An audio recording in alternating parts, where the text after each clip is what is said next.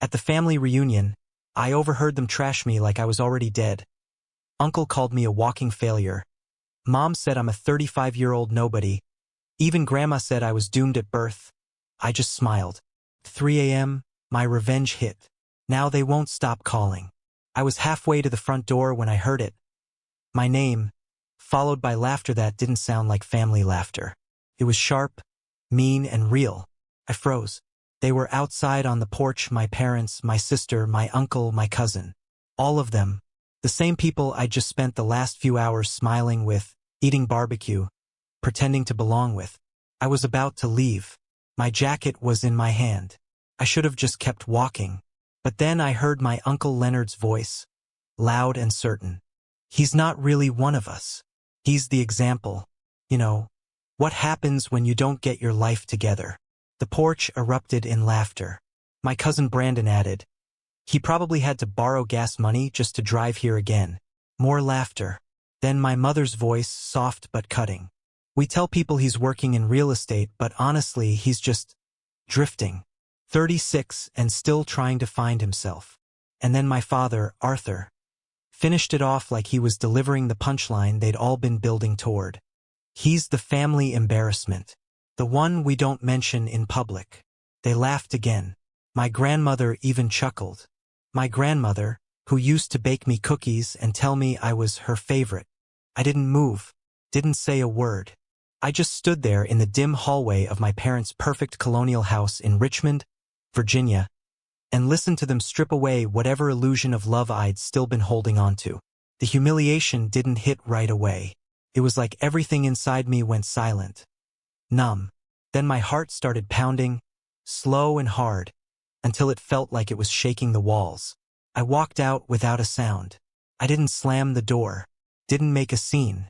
I just drove off in my old silver Nissan, 6 hours back to Charlotte, with the image of them laughing behind me in the rearview mirror. By the time I got home, I wasn't sad anymore. I wasn't even angry. I was done. Done trying to prove myself. Done trying to be accepted by people who'd already decided I was beneath them. What they didn't know, what none of them knew, was that everything they just laughed about wasn't even close to the truth. See, I wasn't broke anymore. Not even close. For the last 2 years, I'd been building something quietly.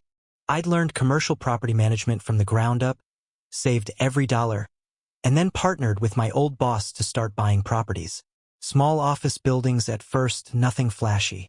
But one of those buildings, one they never knew I owned, housed both my father's company and my Uncle Leonard's. Their leases were up for renewal in 4 months. That realization hit me on the drive home, right about when I crossed into North Carolina. I remember actually smiling in the dark car, just this quiet, shaking smile that came from someplace deep and cold. They thought I was a failure. They thought I was nothing. And in 4 months, they were going to find out just how wrong they were. That night, I sat in my apartment, phone lighting up with texts from my mom. So nice seeing you today. You seemed good. From my dad. Proud of you for showing up. I didn't respond, because I'd already decided something. They were going to learn what it felt like to be on the outside for once. To be the ones begging. And when it happened, I wasn't going to raise my voice. I was just going to smile. Growing up, my family made success look like a birthright. My dad, Arthur, owned a regional construction firm that built half the new office parks in Richmond. My mom, Elaine, came from money and never let anyone forget it. My sister, Megan, was the golden child, straight-A student, law degree, perfect husband, 2 kids, a house that looked like a magazine cover. And me? I was Evan, the kid who had potential until I didn't. I dropped out of college twice. The first time because I thought I wanted to start a business, the second time because I couldn't afford to go back.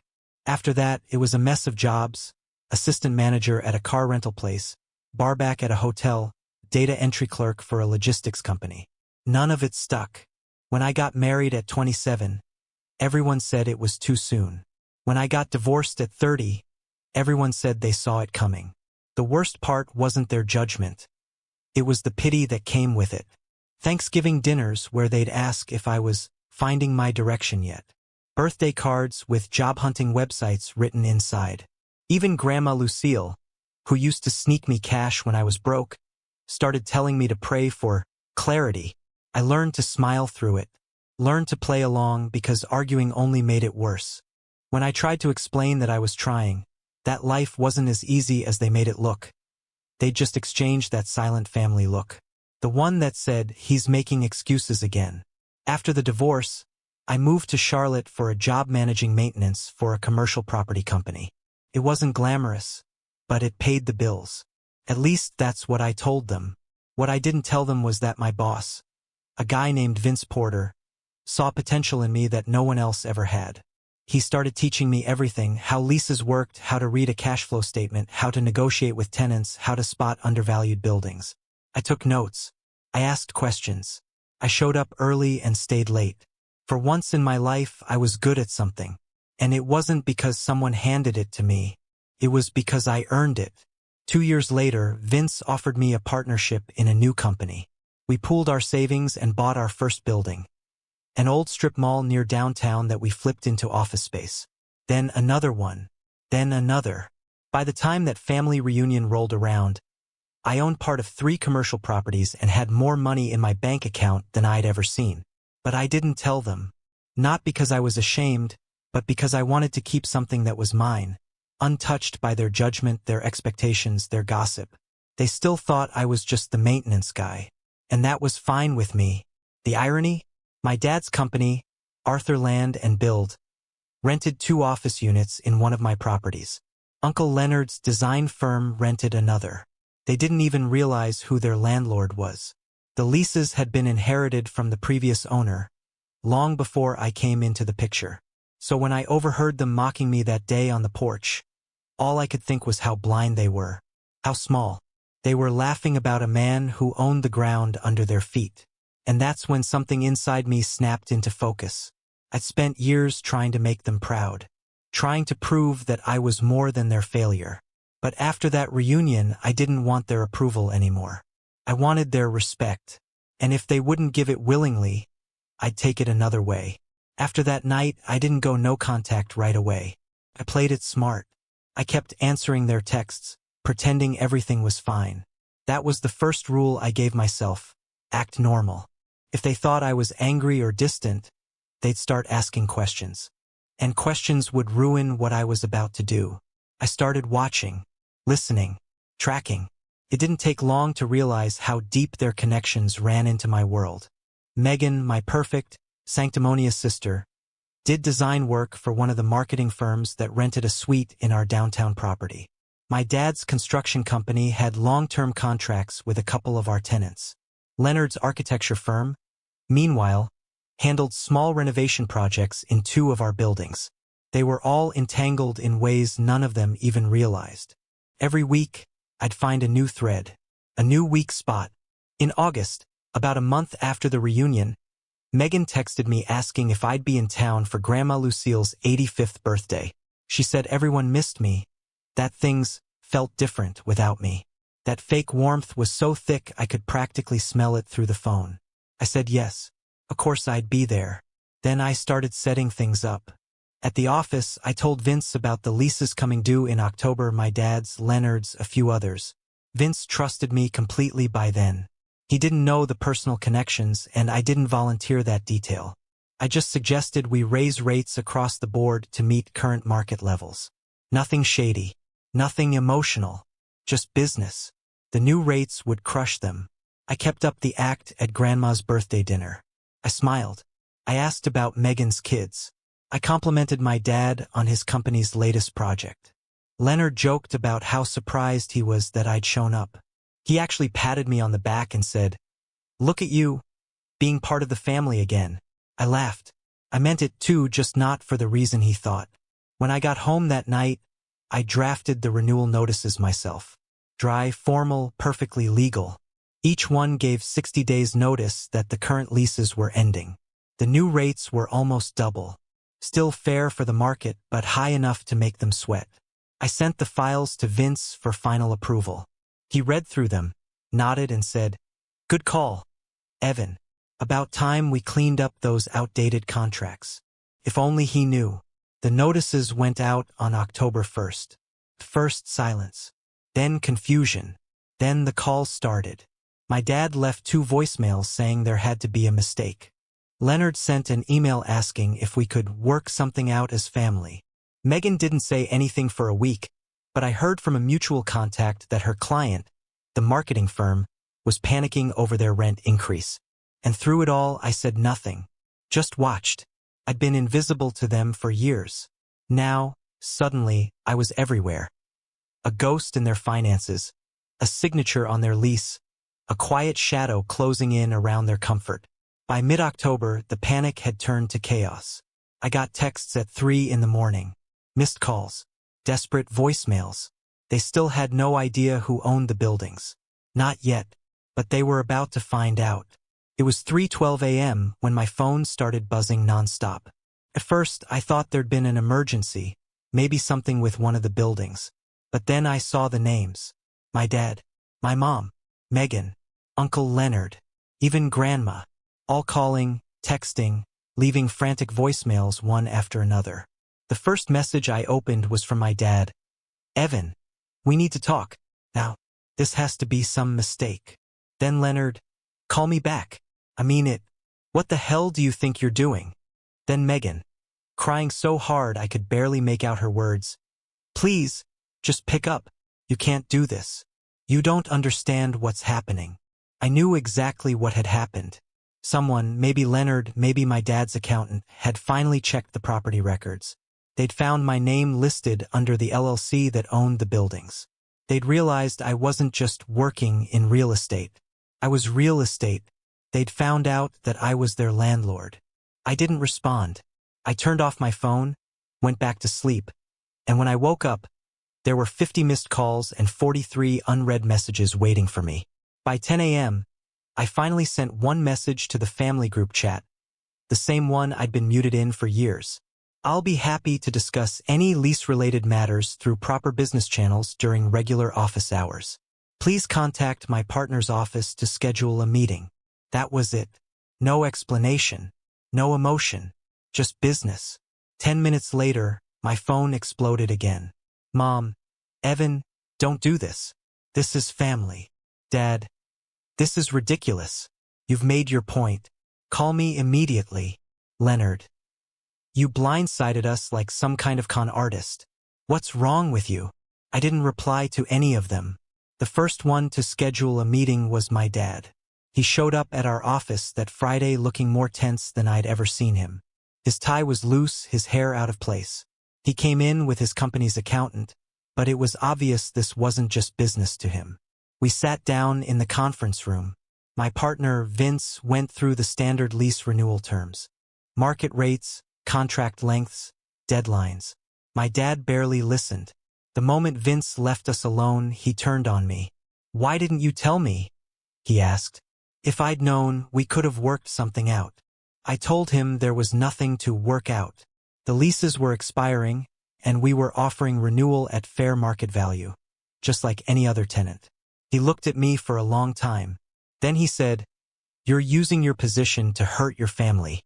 That word, hurt, hit something in me. I thought about that porch, about their laughter, about being their walking failure joke. I said, "No, I'm just running a business. You taught me that." He didn't like that. He went quiet for a minute, then tried a new tactic, guilt. "You know, we've always tried to help you. We've worried about you. Everything we've ever done was because we wanted what's best for you." I asked him if calling me the family embarrassment was part of that help. His eyes shifted, just a flash of shame before he said, "You took that out of context. That line. That's when it all became clear. They'd convinced themselves their cruelty was justified, that their mockery was love, that they were right to tear me down because they thought it would somehow motivate me." He left the meeting saying I'd regret turning my back on the family. I didn't answer. 2 days later, Leonard showed up. Angry, loud, waving paperwork, calling me childish, vindictive, ungrateful. He accused me of using my success to punish people who had been there for me when I was down. When I asked him how exactly he'd been there for me, he didn't have an answer. But he did have a warning. "Family doesn't forget betrayal, Evan. You think this gives you power? Wait until you see what happens when you cross blood." He stormed out. And I just sat there, realizing something that chilled me more than any of their insults ever had. They didn't see what they'd done as wrong. They saw it as normal, which meant none of them were going to stop. Not until I made them. After those first meetings, I stopped pretending it was about leases. It wasn't. It was about control. For once in my life I had it, and they knew it. I spent the next few weeks planning everything down to the last detail. The new lease deadlines were November 1st. That gave them a month to either pay market rate or vacate. I wasn't bluffing. I'd already lined up new tenants, tech startups, boutique agencies, a medical billing company, people willing to pay nearly double what my family had been paying for years.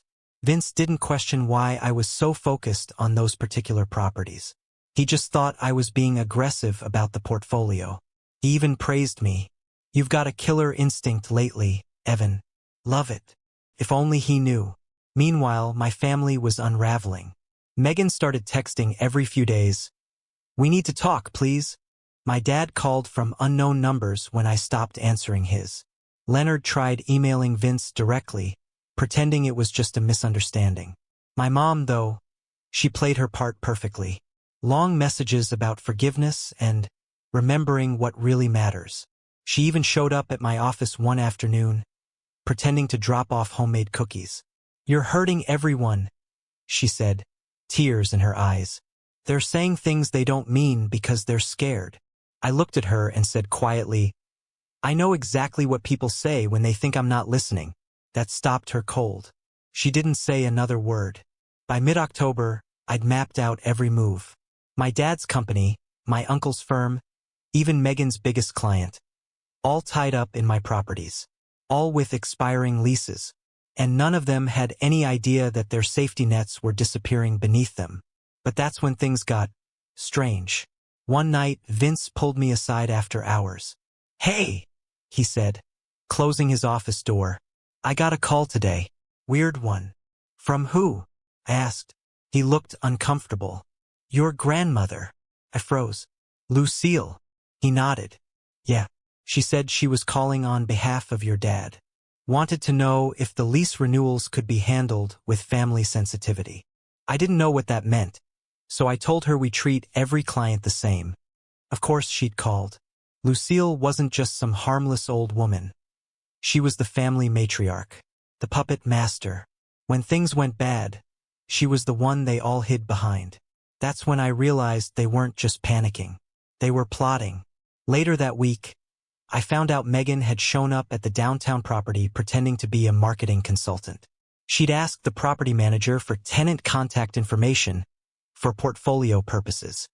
When the manager mentioned she worked for one of the ownership partners, Megan had apparently gone pale and left without saying another word. They were trying to gather intel, trying to figure out just how deep my reach went. That was fine. I wanted them to find out, but only after it was too late to stop it. By the last week of October, they were out of time. Every one of them still holding out, still thinking I'd cave.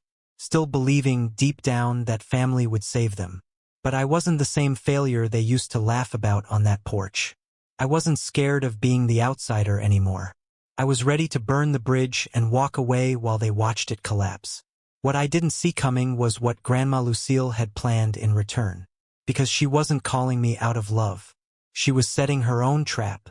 It was a Thursday night, 3 days before the lease deadline, when I got the call. 7:04 p.m., right after I'd finished dinner. The caller ID said, "Lucille." I stared at it for a full 10 seconds before answering. Her voice came through warm, steady.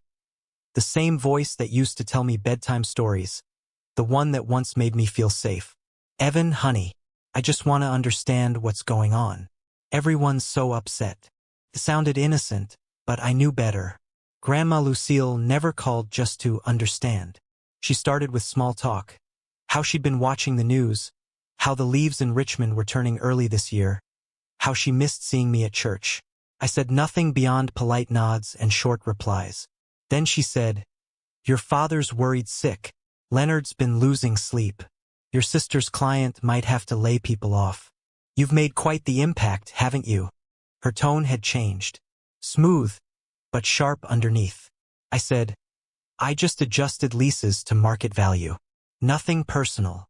She laughed, not kindly. Oh, everything is personal when it's family. You know that. Then came the line that told me exactly who she still was. You've made your point. Now it's time to stop. You don't want to ruin what's left of your family for the sake of pride. I told her this wasn't pride. It was boundaries. There was a pause. Then she sighed. You always did mistake defiance for strength. You remind me so much of your grandfather when he tried to go against me. And that didn't end well for him either. That stopped me cold. See, there was an old family story about my grandfather losing the family's first property decades ago. A bad investment, they said. But I'd always wondered why no one talked about it, why the details never lined up. I said, what do you mean, didn't end well? She changed the subject instantly, her tone bright again. I'm just saying, dear, when people step outside the family, they tend to regret it. Blood has a long memory. Then she lowered her voice, deliberate and cold. I've spoken with your business partner, you know. Vince seems like a reasonable man. He didn't like the idea of being dragged into a family dispute. My stomach dropped. She'd called Vince again. And this time she wasn't asking nicely. The next morning, Vince pulled me into his office looking pale. Evan, what the hell is happening with your family? That old lady. He stopped himself. She said she might go public about how you're abusing your position if we don't reconsider the lease terms. She mentioned local media, legal complaints. It hit me like a punch. Lucille was threatening to tank my reputation. She didn't care about the money. She cared about control. And she'd found my weak spot. The business I'd built from nothing. Vince looked uneasy. I told her everything's above board. But, man, she's persuasive. I don't need my company's name tied up in some scandal. I reassured him, told him I'd handle it. But the truth? I was shaken. That night I went digging. I pulled old property records, family trust documents, anything with Lucille's name on it. And that's when I found it. The deed to the same land my grandfather had supposedly lost years ago. Turns out he hadn't lost it at all. Lucille had sold it out from under him, funneled the profits into her own accounts, and rewrote history to make herself the savior who rebuilt the family fortune. She'd been controlling them for decades through money, guilt, and lies. And now she was doing the same thing to me. But this time she'd underestimated how far I was willing to go. Because I wasn't just going to protect what I'd built. I was going to expose her, and everything she'd done to keep our family under her thumb. I spent that entire weekend digging. I didn't go out, didn't sleep much, just combed through decades of paperwork, bank records, and corporate filings. Every document told a story, and none of them matched the version I'd grown up hearing. By Sunday night, the truth was too ugly to ignore. Grandma Lucille hadn't just been manipulative. She'd been criminally calculating. I found records from the early 2000s showing that my dad's construction company, Arthur Land and Build, was originally co-owned by my grandfather. When he died, the shares were supposed to pass equally to his children, Arthur and Leonard. But that never happened. Lucille had transferred nearly everything into a family trust with herself as sole trustee, claiming it was to protect the business. Except she didn't protect it. She used it. Every major investment my dad and Leonard made after that was financed through her trust, which meant she technically owned every property, every vehicle, every office they worked in. And when she sold off the old land my grandfather built his first office on, she didn't reinvest it for the family. She hid the money in private accounts under a different LLC, one she quietly dissolved 5 years later. It got worse. The property my dad's company currently rented from me, it wasn't just random chance. It had once been part of that same land my grandfather lost, the one Lucille sold. I had, without realizing it, bought back the family's original ground. No wonder she'd been furious. My success wasn't just defiance, it was reclamation. I'd taken back the one thing she'd buried under lies. And the more I read, the more I understood the twisted logic that ran through my family. They weren't cruel by accident. They were trained that way. Lucille had built an entire culture of hierarchy. Arthur learned to measure worth in money. Leonard learned to control people with shame. Megan learned that affection was conditional, and I was groomed to be the scapegoat. The one they could mock to keep the rest of them obedient. The weak link who reminded them what happens when you fall out of line. I wasn't the failure of the family. I was the insurance policy. She'd made sure someone was always beneath them so they'd stay loyal to her. So they'd need her approval. And it worked for decades. But I'd slipped through her fingers. I'd gone quiet, built something real, and now I was threatening the entire system she'd spent her life controlling. That's why she fought back so viciously. Not because she loved them or me, but because she loved the control. It wasn't about leases. It wasn't about money. It was about power, the kind you pass down like a curse. She called again that Sunday night. This time her tone was different, flat, cold. "You've been digging, haven't you?" I didn't answer. I knew your grandfather's mistake would come for me eventually. I just didn't expect it to come wearing your face. That sent a chill through me. Then she said something I'll never forget. "You think you're avenging yourself? But you're just taking my place. You're doing exactly what I taught them to do. Control, punish, destroy. You're one of us after all." For the first time in my life, I realized she wasn't wrong. The revenge I'd planned, the cold satisfaction of watching them crumble, it was exactly her kind of justice. The difference was I wasn't doing it for power. I was doing it to end it. She hung up with one final line. "If you follow through, you'll lose them forever. But maybe that's what you've wanted all along." She was right again. Because at that point, I didn't just want them to hurt. I wanted the entire illusion to die. November 1st came like a clean cut. I woke to 50 missed calls, voicemails that climbed like a fever. Pleading, furious, bargaining. I didn't answer a single one. I opened the inbox my partner Vince used for lease communications and clicked finalize. The notices were executed. The termination dates were official. The new tenants we'd lined up were ready with checks and insurance and signatures. Business moved forward in its indifferent way. That afternoon, the house phone rang. It was Grandma Lucille. For a heartbeat, I almost picked up. Then I let it ring out. By nightfall, they were at my door. A parade of faces I'd known my whole life turned suddenly small and furious, standing in my hallway as if they could remake me with reproach. They wanted me to sign something, to promise leniency, to make it right. They thought theatrics could rent me back my sympathy. Megan cried. My dad, Arthur, tried reason. Leonard shouted. My mother, Elaine, folded like paper and begged. I watched them through the doorway and felt none of the old ache. I felt a strange, clean relief. When I told them the leases had ended and they had 30 days to vacate, the room tilted. Megan accused me of cruelty. My dad called me a traitor. Someone called me a monster. It was all so loud and expected. I told them one truth clearly. You laughed about me on a porch and left me out to dry. I remembered every word. If they wanted forgiveness, they should have started with honesty. They started with mockery. The fallout was exactly what I'd planned, and painfully more. Arthur moved his company into a co-working space hours away.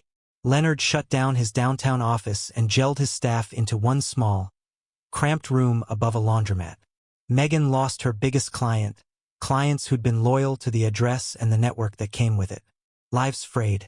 People lost work. People cried. I did not celebrate. I sat in the quiet of my apartment and listened to my phone buzzing with anger, grief, and futility. It sounded like a chorus to a song I'd known too long. Then the second wave hit. The documents I'd pulled on Lucille, the accounts that showed she'd hoarded and manipulated the family's assets, circulated. I didn't leak them. I simply placed them where they would be seen, letters to cousins, a package to a local journalist who specialized in small-town corruption, an anonymous tip to a probate lawyer. The reveal was a slow burn that made everything look different. Suddenly the cruelty had a spine. Profit, control, a matriarch who'd weaponized love to keep people small. They begged me to stop. For the family, they said, as if their years of condescension had been about love. For the first time, my father sounded broken, not proud. He asked me to keep a sliver of us, Thanksgiving, birthdays, the old rituals. I thought about that for a while. The truth was I'd already lost them the day I heard them laugh. What I gained back felt different. Safety, autonomy, a bank account that didn't need their approval to exist. I owed them nothing that could only be exchanged for my dignity. On the last day of the month, I sent one short message to the group chat I'd been muted in for years. Good luck with the moves. Let me know when keys are returned. No flourish. No cruelty. Just a flat line that said the transaction was complete. They never understood that what I wanted wasn't revenge so much as the end of pretense. I wanted straight talk instead of passive cruelty, accountability instead of winked apologies. I wanted to stop pretending their affection could be reclaimed by a dinner or a borrowed suit. Months later, the calls eased. I watched them rebuild in the margins, smaller and humbler. I expanded my portfolio.